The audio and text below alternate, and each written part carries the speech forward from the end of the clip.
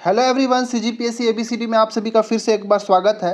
जैसे कि मैंने आप सभी को कहा था कि 1 जनवरी 2026 से आप सभी को बालकों से संबंधित सभी जो संवैधानिक अधिनियम है उन सभी से मिक्स टाइप के क्वेश्चन जो है आप सभी को मिलेगा।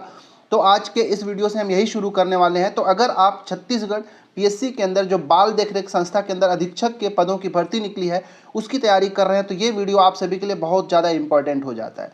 साथ ही अगर चैनल में पहली बार आया है तो आप हमारे चैनल को जरूर सब्सक्राइब करिएगा, वीडियो को लाइक भी करिएगा और दोस्तों के साथ शेयर भी जरूर करिएगा।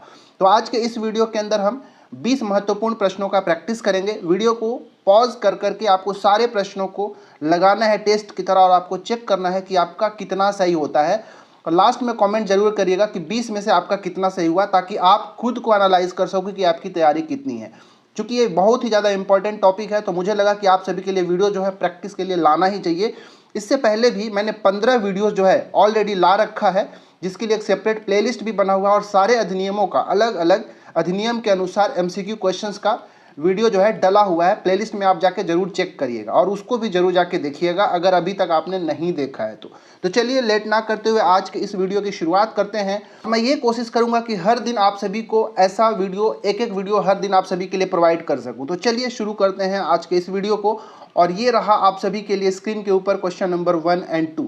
क्वेश्चन नंबर 1 है कि राज्य 6 से 14 वर्ष तक के सभी बच्चों को निःशुल्क और अनिवार्य शिक्षा प्रदान करेगा, यह किस अनुच्छेद में वर्णन है। बहुत अच्छा प्रश्न। देखिए यहाँ पे मैं बहुत ज़्यादा एक्सप्लेन नहीं करूँगा, केवल आप सभी को प्रश्न दिखेगा और उसका आंसर देना है। ज़्यादा डीप एक्सप्लेनेशन वाला अगर आप सभी को देखना है तो जो मैं वीडियोज़ का प्लेलिस्ट एक बना के रखा हूँ जिसमें मैंने बताया कि 15 वीडियो जो है डले हुए हैं, तो आप उसको जाके जरूर देखिएगा, वहाँ पे मैंने एक्सप्लेन भी किया, राइट। तो अब बताइए इसका आंसर क्या होगा। इसका राइट आंसर जो है article 21A option number B हो जाएगा। ठीक है, 21A जो है वो बच्चों के निःशुल्क और अनिवार्य शिक्षा की बात करती है, जिसमें 6 से 14 वर्ष तक के बच्चों के निःशुल्क और अनिवार्य शिक्षा की बात किया गया, राइट। दूसरा प्रश्न है कि अनुच्छेद 15(3) में दिए गए विशेष प्रावधान का मुख्य उद्देश्य क्या है। ए, बाल श्रम समाप्त करना, बी, शिक्षा को निजी बनाना, सी, महिलाओं और बच्चों की सुरक्षा एवं कल्याण, और डी है कर सुधार लाना। इसका क्या आंसर होगा। इसका राइट आंसर है ऑप्शन नंबर सी, महिलाओं और बच्चों की सुरक्षा एवं कल्याण के लिए ही विशेष प्रावधान दिया गया है संविधान के अनुच्छेद 15(3) में। याद रखिएगा। तो ये भी एक बहुत अच्छा प्रश्न है, आप सभी से बनना चाहिए। इस तरह के प्रश्नों को आपको एज इट इज याद रखना है, याद करके रखना है। कई बार से आपको वन लाइनर की तरह सेम प्रश्न जो है आपको दे दिया जाएगा। ठीक है। तीसरा प्रश्न है आप सभी के लिए कि आईसीडीएस योजना, जिसको हम सिंपली आंगनबाड़ी योजना भी कहते हैं, इसकी शुरुआत कब हुई थी। ए, 5 जनवरी 1965, बी, 2 अक्टूबर 1975, सी, 14 नवंबर 1986, या फिर डी, 26 जनवरी 1991। कब हुआ था। इसका राइट आंसर जो है ऑप्शन नंबर बी, 2 अक्टूबर 1975 से इसकी शुरुआत हुई थी। आप सभी को पता होना चाहिए। आईसीडीएस का फुल फॉर्म भी आप सभी से पूछा जा सकता है, तो पता होना चाहिए। इंटीग्रेटेड चाइल्ड डेवलपमेंट सर्विसेज होता है। ठीक है। आशा करता हूं कि इसका आंसर आप सभी का सही हुआ होगा। चौथा प्रश्न देखिए, किशोर न्याय मतलब बालकों की देखरेख और संरक्षण से संबंधित जो किशोर न्याय अधिनियम 2015 है, संपूर्ण भारत में कब लागू किया गया था। Again very very important question. Video को पॉज करिए और आंसर देने की कोशिश करिए। ए, 15 अगस्त 2015, बी, 31 दिसंबर 2015, सी, 15 जनवरी 2016, या फिर डी, 1 जनवरी 2016। क्या इसका आंसर है। इसका आंसर ऑप्शन नंबर ए, 15 अगस्त 2015 को लागू किया गया था संपूर्ण भारत के अंदर। ठीक है। चलिए बढ़ते हैं 5वें प्रश्न की ओर। प्रश्न क्रमांक 5 है कि किशोर न्याय बोर्ड के संबंध में निम्न कथनों पर विचार कीजिए। पहला, बोर्ड में कुल 4 सदस्य होते हैं, जिसमें 2 न्यायिक सदस्य और 2 सामाजिक कार्यकर्ता होंगे। दूसरा, बोर्ड का गठन किशोर न्याय अधिनियम 2015 की धारा 4 में बताया गया है। तीसरा है, राज्य सरकार प्रत्येक जिले में 1 या अधिक किशोर न्यायिक बोर्ड का गठन कर सकेगी। और चौथा, बोर्ड के न्यायिक सदस्य को कम से कम 5 वर्ष का अनुभव होना चाहिए या होना आवश्यक है। बताइए चारों विकल्प में से कौन सा सही होगा। यहाँ पे सदस्य है, थोड़ा सा टाइपिंग मिस्टेक हो जाता है। ठीक है। अब बताइए इसका राइट आंसर क्या होगा। इसका राइट आंसर है ऑप्शन नंबर ए। ठीक है, केवल 2 और 3 सत्य। ठीक है, बोर्ड का गठन जो है किशोर न्याय अधिनियम 2015 की धारा 4 में है, तो ये सही है। और तीसरा, राज्य सरकार जो है प्रत्येक जिले में 1 से अधिक किशोर न्याय बोर्ड की स्थापना कर सकेगी, ये भी सही है। दूसरा और तीसरा बिल्कुल सही है। ठीक है। चलिए बढ़ते हैं। तो हमारा इसका आंसर क्या हो जाएगा, ऑप्शन नंबर ए। ठीक है। चलिए छठवां प्रश्न देखते हैं। वीडियो को पॉज करके आंसर देने की कोशिश करिएगा। प्रश्न यहाँ पे थोड़ा सा लेंदी है। छठवां प्रश्न है कि बाल कल्याण समिति के नियम एवं प्रक्रिया के संबंध में विचार कीजिए। पहला, संस्थान का दौरा किसी बाल देखरेख संस्था के दौरे को समिति का बैठक माना जाएगा। दूसरा, अध्यक्ष एवं सदस्यों को बैठक भत्ता, यात्रा भत्ता एवं अन्य भत्ते मिलेंगे जो कि प्रत्येक बैठक के लिए 1000 रुपया से कम नहीं होगा। तीसरा, समिति से संबंधित गोपनीयता सुनिश्चित करना राज्य सरकार की जिम्मेदारी है। चौथा, बालक से संवाद समिति के सदस्य बालकों के अनुकूल भाषा और व्यवहार अपनाएंगे। अब बताइए ये चारों विकल्पों में से कौन सा सही आंसर होगा। ठीक है, इसका राइट आंसर जो है ऑप्शन नंबर सी है। याद रखिएगा, पहला और चौथा। ठीक है, पहला और चौथा, मतलब संस्थान का जब दौरा होगा बाल देखरेख संस्था के अंदर तो प्रत्येक दौरे को समिति का बैठक माना जाएगा। ठीक है, और जब संवाद करेंगे बालक संवाद समिति के सदस्य जो होंगे बालकों से जब बात करेंगे तो उनके अनुकूल भाषा और व्यवहार का उपयोग करेंगे, प्रयोग करेंगे। ठीक है, तो सी बिल्कुल राइट आंसर है। ठीक है, चलिए बढ़ जाते हैं प्रश्न क्रमांक 7 की ओर। 7वां प्रश्न है स्क्रीन के ऊपर कि राज्य सरकार द्वारा किशोर न्याय बोर्ड का गठन किस माध्यम से किया जाता है। ए, जिला कलेक्टर के आदेश से। बी, राज्य सरकार के परिपत्र द्वारा। सी, राजपत्र में अधिसूचना द्वारा। या फिर डी, केंद्र सरकार के आदेश से। बताइए क्या इसका सही आंसर होगा। तो ऑप्शन नंबर सी बिल्कुल राइट आंसर हो जाएगा। राजपत्र में अधिसूचना द्वारा राज्य सरकार के द्वारा किशोर न्याय बोर्ड का गठन किया जाता है, आप सभी को पता होगा। और जो नियम 3 है इस अधिनियम का, जो नियम क्रमांक 3 है उसी के अनुसार न्यायिक बोर्ड का गठन किया जाता है, आप सभी को पता होना चाहिए। ठीक है, चलिए बढ़ते हैं 8वां प्रश्न की ओर। प्रश्न है किशोर न्याय बोर्ड की संरचना में कितने सदस्य होते हैं। ए, केवल 2 सदस्य। बी, 1 मजिस्ट्रेट और 2 सामाजिक कार्यकर्ता। सी, 2 मजिस्ट्रेट और 1 सामाजिक कार्यकर्ता। और डी, केवल 3 मजिस्ट्रेट। इसका क्या आंसर होगा। ठीक है, तो इस अधिनियम का मतलब किशोर न्याय बोर्ड अधिनियम जो है इसकी जो नियम क्रमांक 4 है, ठीक है, नियम क्रमांक 4 है उसमें यह कहा गया है कि इसमें 1 मजिस्ट्रेट और 2 सामाजिक कार्यकर्ता होंगे। ठीक है, तो हमारा ऑप्शन नंबर बी बिल्कुल राइट आंसर हो जाएगा। ठीक है, चलिए बढ़ते हैं 9वां प्रश्न की ओर। प्रश्न क्रमांक 9 जो है ये सुमेलित करने वाला है, वीडियो को पॉज करके सुमेलित करिएगा। प्रश्न है कि लैंगिक अपराधों से बालकों का संरक्षण अधिनियम 2012 एवं नियम 2020 से संबंधित धाराओं को उनके विषयों से सुमेलित करें। Very very important question. यहाँ पे धाराओं से संबंधित ये प्रश्न बहुत अच्छे से एग्जाम में आप सभी के लिए बनाया जा सकता है। ठीक है, तो बताइए, तो प्रवेशन लैंगिक हमला इसका क्या होगा। तो ये धारा 3 में, इस अधिनियम का जो धारा 3 है उसमें वर्णन देखने को मिलेगा। प्रवेशन लैंगिक हमले के लिए दंड का प्रावधान जो है आप सभी को धारा 4 में देखने को मिलेगा।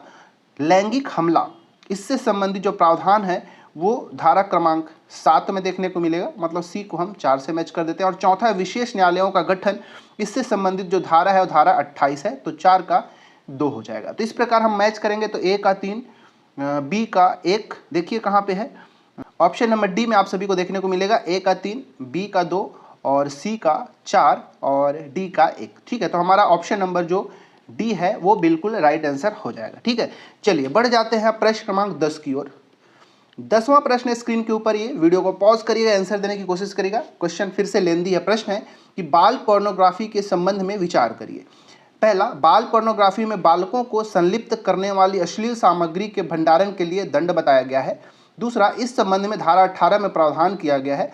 तीसरा, बाल पोर्नोग्राफी हेतु 3 वर्ष तक का कारावास, जुर्माना या फिर दोनों से दंडित किया जा सकता है। चौथा, दूसरी बार दोषी होने पर कम से कम 7 वर्ष की सजा का प्रावधान किया गया है। इसका क्या राइट आंसर है। इसका राइट आंसर जो है ऑप्शन नंबर बी। ठीक है, कथन 1, 3, 4 सत्य है, पहला भी सत्य है, तीसरा भी सत्य है और चौथा कथन भी सत्य। ठीक है, तो याद रखिएगा, बहुत अच्छा प्रश्न है। बढ़ते हैं प्रश्न क्रमांक 11 की ओर।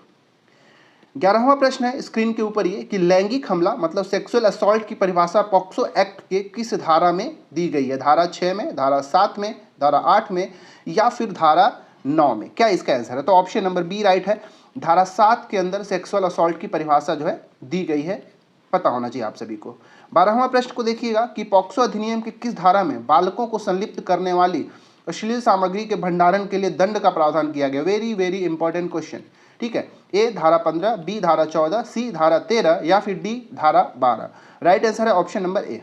इस पॉक्सो एक्ट का जो धारा क्रमांक 15 है उसमें अश्लील सामग्री के भंडारण के लिए दंड का प्रावधान किया गया है। ठीक है, चलिए बढ़ते हैं प्रश्न क्रमांक 13 की ओर।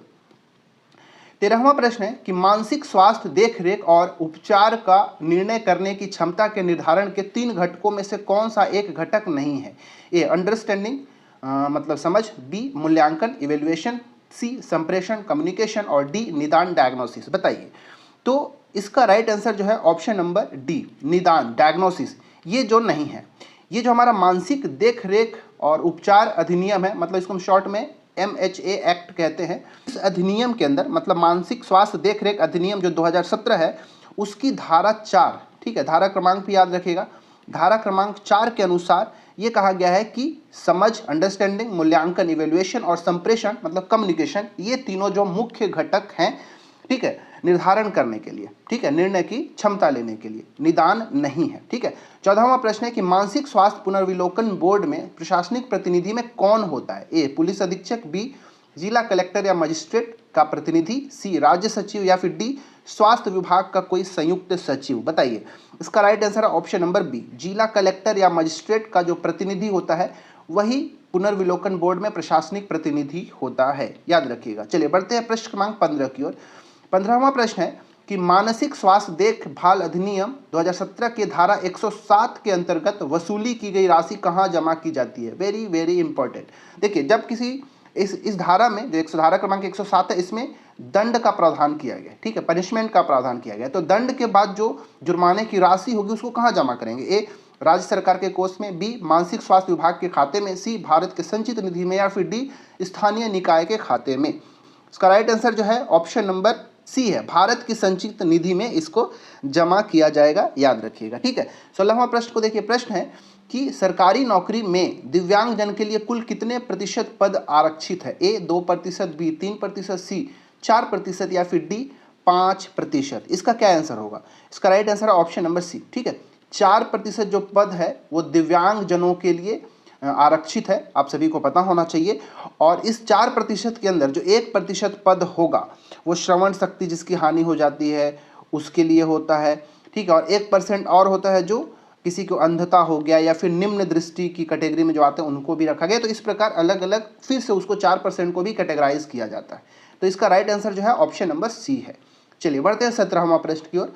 17वां प्रश्न है कि दिव्यांग जनों के अधिकारों के लिए मुख्य आयुक्त की नियुक्ति कौन करता है? ए राज्य सरकार, बी केंद्र सरकार, सी संसद या फिर डी राष्ट्रपति। इसका क्या राइट आंसर होगा?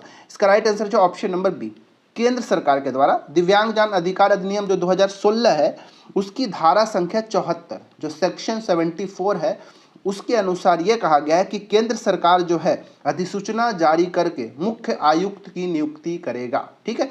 18वां प्रश्न देखिए, प्रश्न है कि दिव्यांग जन अधिकार अधिनियम 2016 के धारा 89 के अनुसार अधिनियम या नियमों का उल्लंघन करने पर पहली बार गलती करने पर अधिकतम कितना जुर्माना लगाया जाता है? ए 10,000, बी 5,000 रुपए, सी 1,000 रुपए या फिर डी 50,000 रुपए। राइट आंसर इसका ऑप्शन नंबर ए, ठीक है, 10,000 रुपये। पहली बार गलती कोई करता है तो उसको मैक्सिमम 10,000 रुपये तक का जुर्माना दिया जाता है, बाद में ये जुर्माना जो है जुर्माना की राशि बढ़ती चली जाती है, ठीक है।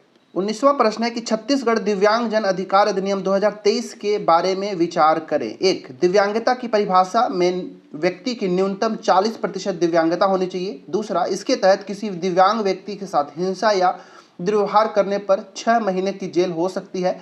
तीसरा, इसके तहत दिव्यांगता की 21 श्रेणियों को शामिल किया गया है।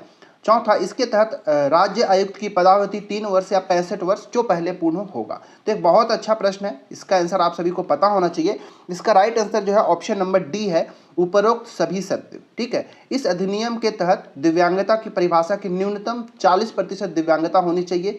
अगर कोई दुर्व्यवहार करता है तो 6 महीने की सजा भी हो सकती है। और दिव्यांगता की 21 श्रेणियों को शामिल किया गया है और जो आयुक्त होगा इसके तहत वो 3 वर्ष और 65 वर्ष जो पहले पूर्ण होगा उसको वो पहले मतलब उसकी पदावधि होगी, ठीक है, याद रखिएगा। तो इसका right answer option number D हो जाएगा। चलिए बढ़ते हैं प्रश्न क्रमांक 20 की ओर।